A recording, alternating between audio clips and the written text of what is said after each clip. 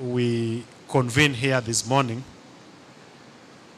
on behalf of the County Commissioner. I thought she would welcome us, but I'm doing it on her behalf, and as well as the leadership of ANGAC, is that we welcome everybody to the AGM, and or is the 9th year since we formed this association. And as your patron, I'm very delighted to be with you today. The last time we had our AGM, it was in Naivasha, sometime last year. And we also had a very good engagement. And out of those engagements, we agreed on a number of things. And I think today, as part of the forum's conversations, we will be getting an update of what we had committed to do, just to be able to check whether we have lived up to those commitments. And I think last year we were doing elections, if I remember well. And I want to believe that the team that we put in office have been able to do a good job up to this point in time. Now, I was struggling to myself, what do I speak?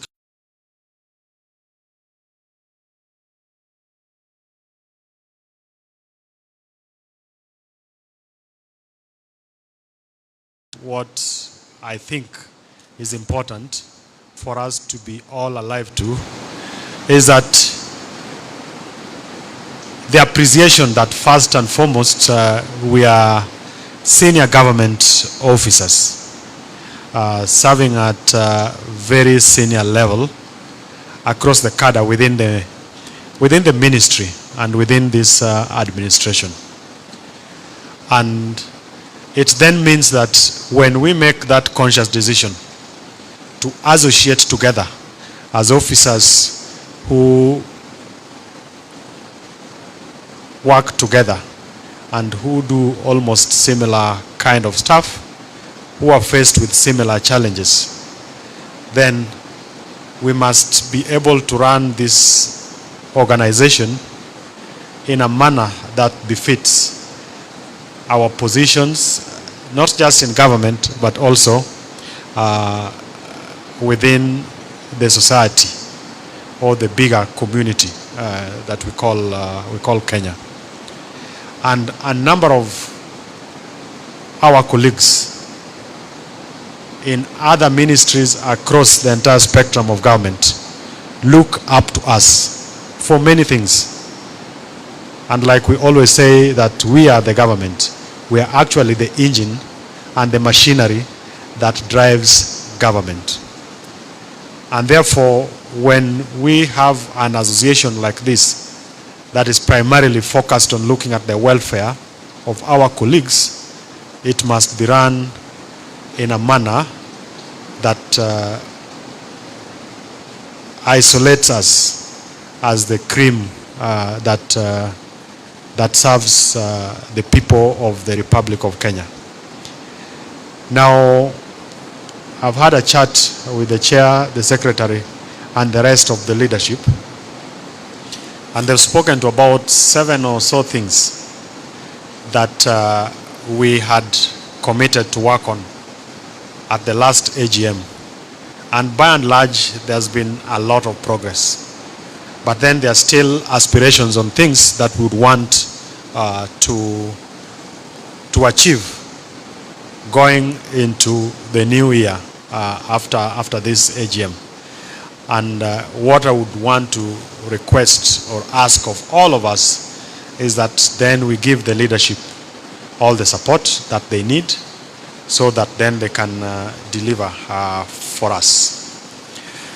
So this morning, I'm honored to address this 9th anniversary AGM of the Association of National Government Administrators of Kenya. First and foremost, I want to congratulate the association for the remarkable progress you have made in uniting our national government administrators and creating a vibrant platform for engagement. In the 9 years since its founding, ANGAC has grown into a strong network of 339 administrators drawn from all corners of the country, including even retired officers who remain part of this family. This unity and inclusivity has given administrators a collective voice and support system that did not exist before. And we've had instances where our colleagues have been bereaved, either they've lost parents or they've lost their children. And out of this association, we've been able to lend a hand. We've had cases like the unfortunate, the former county commissioner for Lamu, and through this network, able to reach out to the family and provide the necessary support. And over the years, these achievements speaks for themselves. The association has provided important financial support to the members during times of emergency, and also been able to initiate joint ventures so as to economically empower the membership. The initiatives have not only uplifted the members' welfare, but also surpassed the initial goal the founders set, such milestones show the power of solidarity in this association. And today, as we celebrate how far we have come, I would want to challenge each and every one of us to envision an even greater future for ANGAC. Time has come for us to expand the mandate beyond welfare and social considerations, such that as we work together and as we assist each other, we focus on what would be important going forward. And what I hear when I talk to the leaders, and also from the last AGM, is that we need to professionalize this association that is for the community of administrators. We need to transform this platform, not just for social support, but also as a platform that allows us to exchange knowledge and also to professionally grow as administrators. As your patron, I'm happy to hear of these innovative proposals which were shared last year, and I've also had the occasion to discuss this with your leadership this morning. This, to me, is a forward-thinking idea that signals that ANGAC is ready to grow beyond its original mandate. And to this end, I would want to urge the association to embrace a broader program of activities so that we go beyond just the typical AGM that we hold every year into holding conferences that will be able to bring together experts and members who are able to discuss a diverse range of topics, from issues to do with governance, issues on administration, but also most importantly, issues around mentorship. Because of the diverse nature of the membership that you have, there are senior administrators,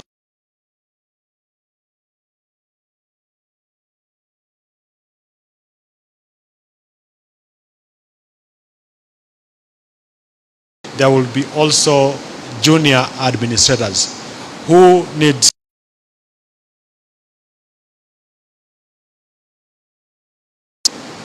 move into what we would expect of a properly groomed and trained administrators.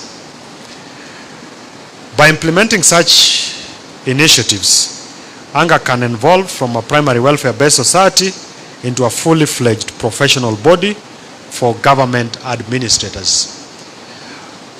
There are a number of professional bodies that already exist in this country, whether you think about the one for the accountants like ISPAC, for human resource professionals.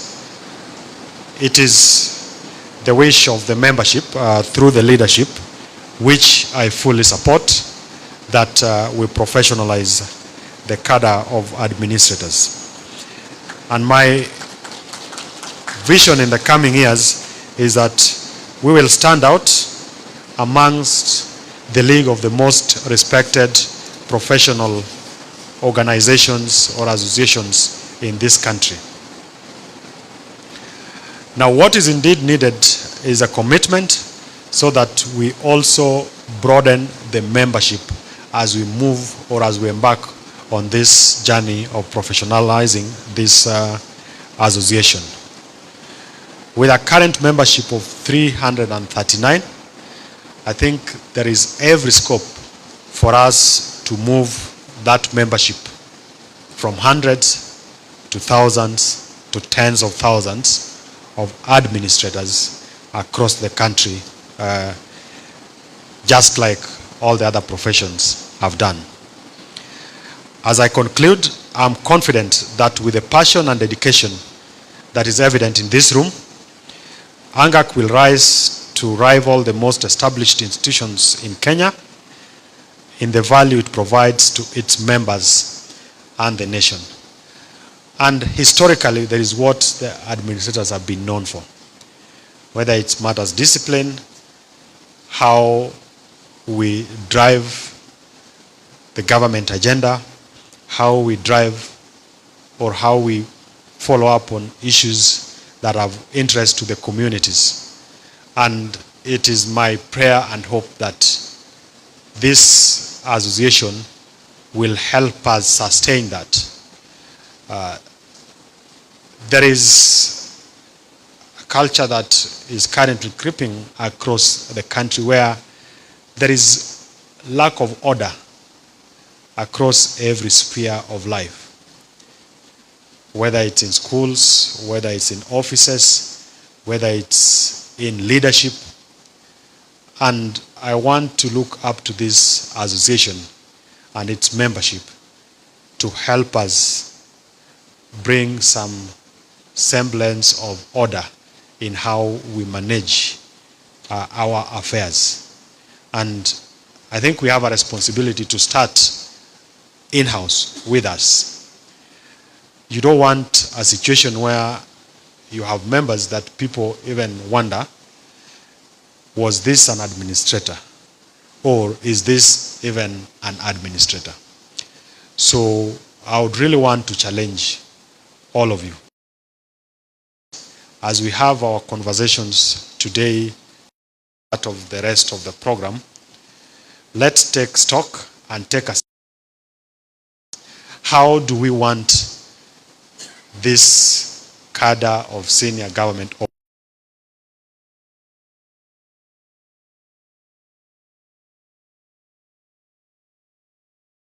by the rest of everybody in this country? Are we still the cadre or the set of officers that everybody looks after? Can we be that pivot point that everybody find to be the central point where if you are looking for order, if you are looking for discipline, if you are looking for efficiency, if you are looking for delivery, then the place to go to or the people to engage are the administrators. And while at it, just before I finish, is that as we do all this, it cannot be lost on us what our primary responsibility are in this administration and for this nation, in terms of our knowledge and understanding of what the key government priorities are. I know we have struggled over the last 2.5 years to probably find a proper footing.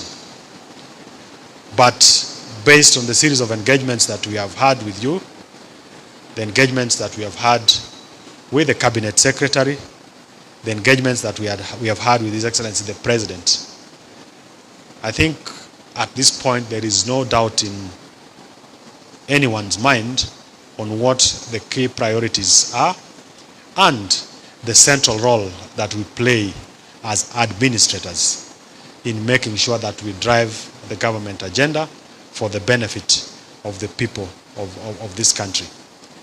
And I'm looking up to you to be able to provide the leadership at the various stations that you head. Let all the other government officers who serve with you look at you as that person, that go-to person who will help them unlock the challenges, the bottlenecks that they have within their departments, within their agencies. And this week, the CS is in the coast.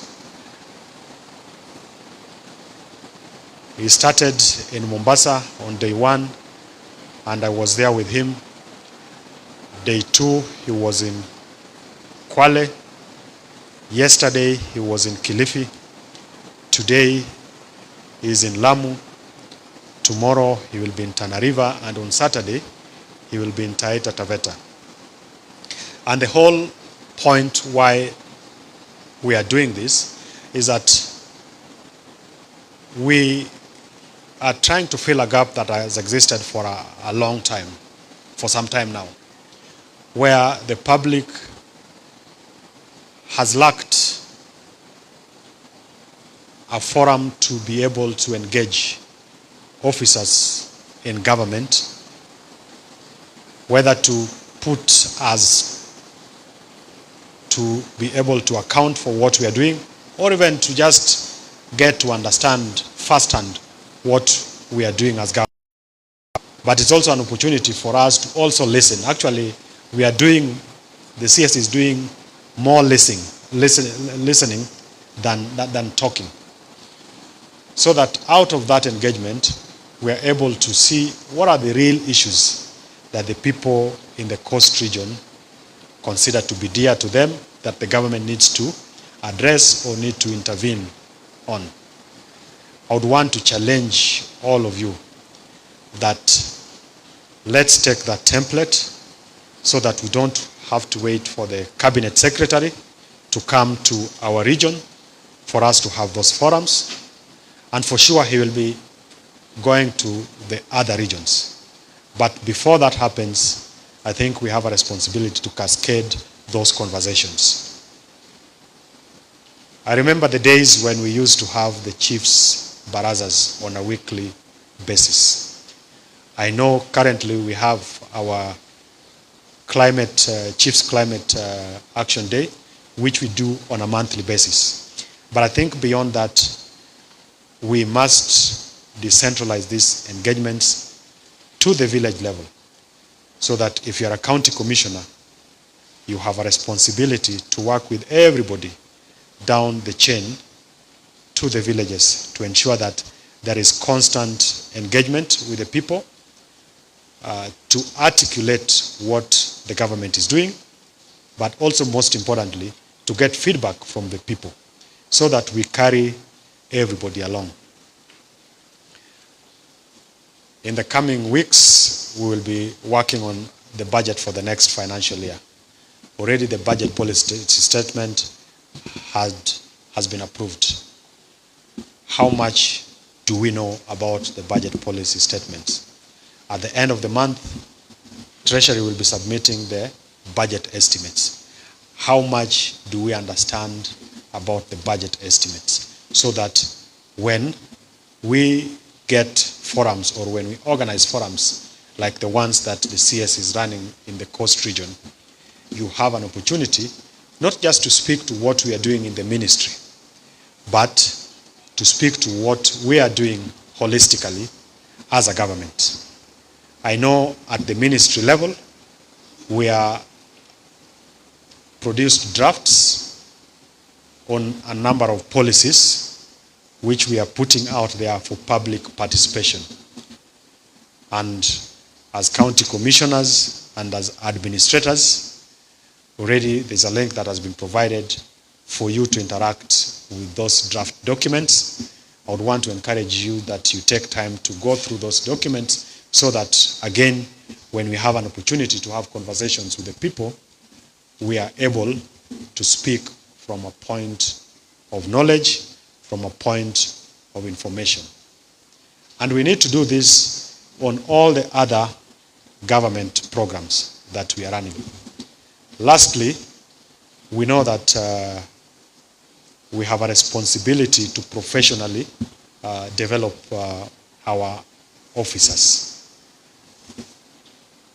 Last year and part of early this year, we took a number of administrators on the DPA program, and next month, 800 of them will be graduating.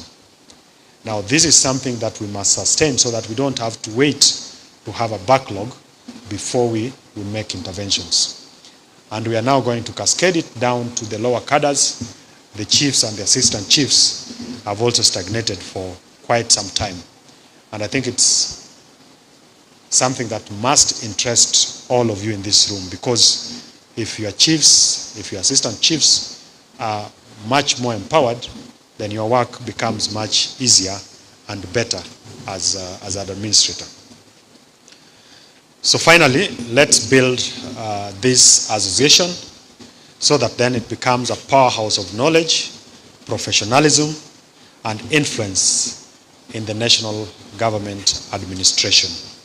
I want to wish you fruitful deliberations, and as we take stock of what we have achieved over the last 1 year, we leave this AGM with a very clear focus and purpose to achieve what we all agree is critical, that will take this association to the next level. Thank you, and God bless.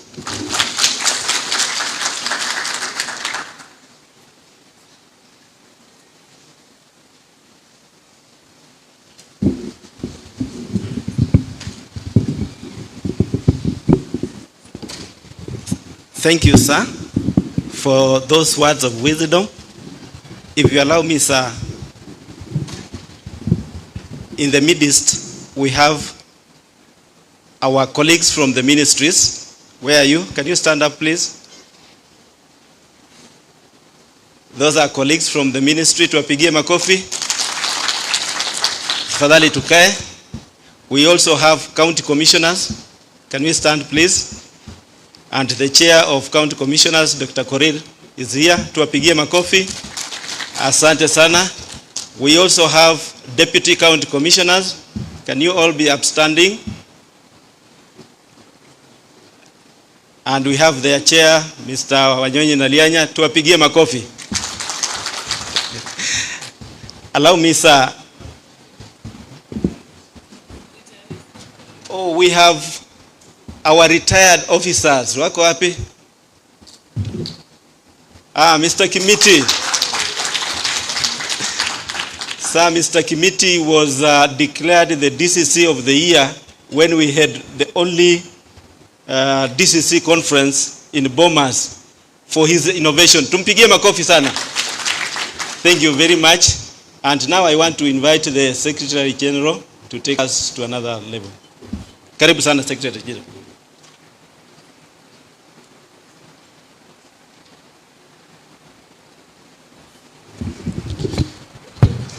Tusugue makofi ya mgeni wetu. Moja. Asante. Thank you very much.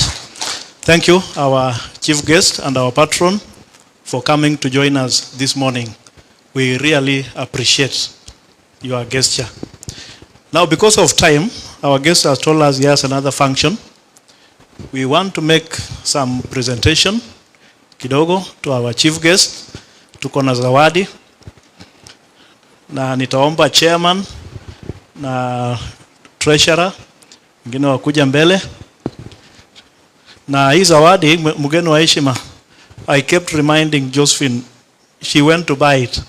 I kept reminding her ishike mkuki. Kabia wa mama washike mkuki. But we also joked that maybe alihusiwa na mama. So we agreed tutafanyia cleansing. So naomba treasurer, karibu. Even other officials can join us. Members, today we have a new member who is member number 340, but because he's our patron, he'll be member number 1. Karibu sana wa member number 1. Karibu sana. Karibu sana tukupatia zawadi. Tuko na zawadi ya ngao. Hii zawadi tulichagua ngao because ukiona ile logo yetu tuko na ngao hapo. Then we are also called ngaos. It is a sign that utatumia kulinda sisi na kulinda nchi. Alafu kuna ile mkuki nilisema sana sana haishikwi na lakini sisemi. Wataenda kuicross. Yes. It will be cross mahali inaenda kuwekwa. Kuja upande hii for the sake of. Yes. Basi asante. Tumpatie makofi. Alafu pia tuko na asante. Tuko na bakora ya uongozi. Because you are our leader, utatuongoza nayo. Asante sana. Tumpatie makofi. Thank you very much, sir. Kuna t-shirt.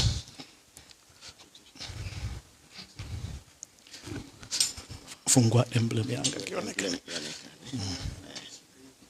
Josephine sasa unaweza shika hii.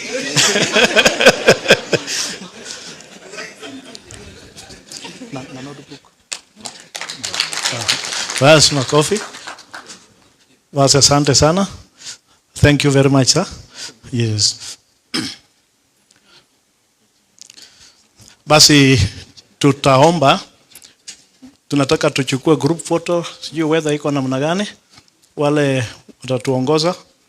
Nataka tupige group photo, alafu mgeni anaenda at pleasure. Thank you very much, sir.